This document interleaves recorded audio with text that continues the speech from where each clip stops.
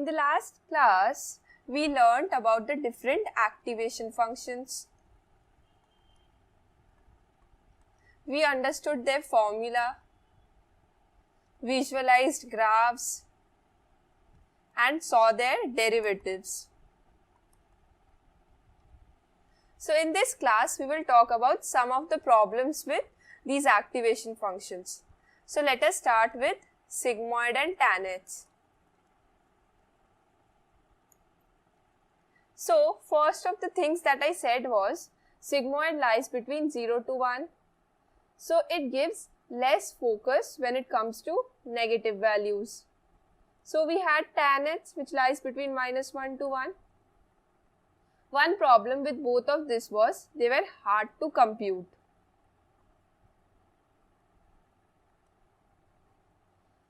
And the other problem that we are going to discuss now is the vanishing gradient problem. So what exactly is the vanishing gradient problem? If you remember, while calculating the loss with respect to the weights, what we did was backpropagation, that is, we calculated the loss with respect to the output of the first one, then the output of the first one with respect to the output of the second one, so on. This was the whole idea of backpropagation, right? So, think about this. Sigmoid lies between 0 to 1. So, suppose we have a sigmoid value of 0.1. Suppose all these values are 0.1.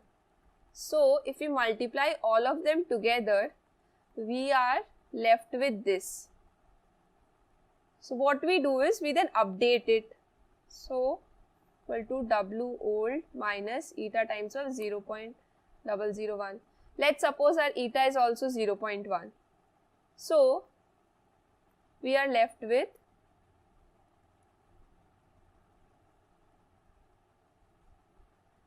we have to subtract the old weight from this weight.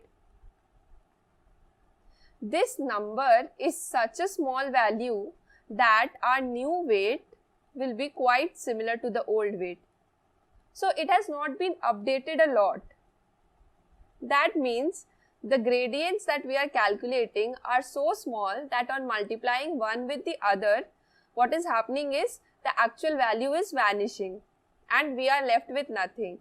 So if we think about the graph, and if our old weight is pretty close to the new weight, what will happen is we will never be able to reach here at the lowest minima. So this is the problem that we had with sigmoid and tanh functions. This was known as the vanishing gradient problem. That is why we were introduced to the concept of ReLU. What ReLU did was maximum of 0, z. So this was the graph.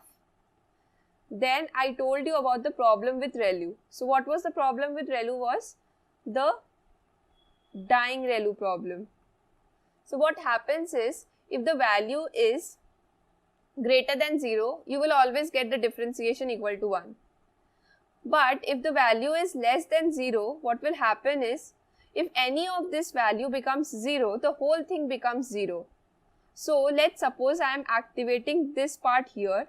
If while differentiating one of the output here becomes 0, the weight that is used here, like here or maybe here, this will become 0. There will be no update in the weight. It will be as equal to the new weight. So we will not be able to update this weight. So this connection will be of no use. So this was the problem of dying ReLU. So we came across another activation function, parameterized ReLU and leaky ReLU. So what happened here, instead of 0, we wrote maybe alpha z or z, or this alpha is equal to 0.01, it becomes leaky ReLU. This was the statement. Okay, nice and easy. Another problem with ReLU was, here this is not a continuous function. So while differentiating, it is not differentiable at 0. So this was one of the problems. Hence we came across swish functions. This was released by Google and the paper was released by Google, and this was a very simple thing. This was x into sigmoid of x. It took best of both features, both the ReLU and sigmoid, to form this, and it gave a 1% extra accuracy when it came to ImageNet. Okay, well and clear. So now let us talk about where to use which activation. So this is very important because there are so many activations, we don't know where to use what. So let us look at some of the generalized ways. So we should avoid sigmoid and tanh. Should be avoided. This is because of the vanishing gradient problem.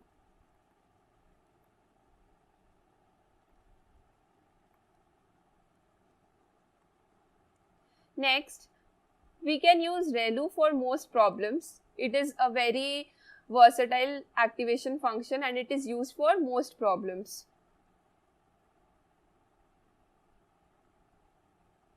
If ReLU does not work, we can shift to leaky ReLU or parameterized ReLU.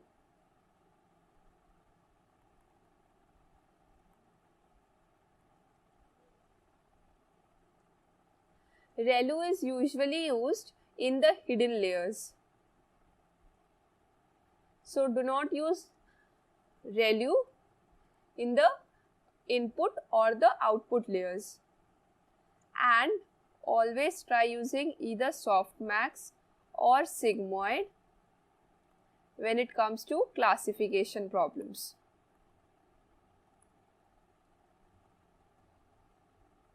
Now, when to use which activation function totally depends upon the problem statement.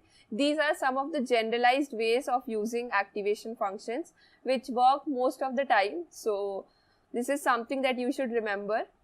And yes, so in the next class, we will now talk about optimization. And we have learnt about gradient descent. We will go and understand about different optimizers. If you do not remember gradient descent, I suggest to go back a few videos and learn about gradient descent. We will learn about different optimizers and how and when to use which optimizer. So that is it. Thank you for watching the video and keep learning.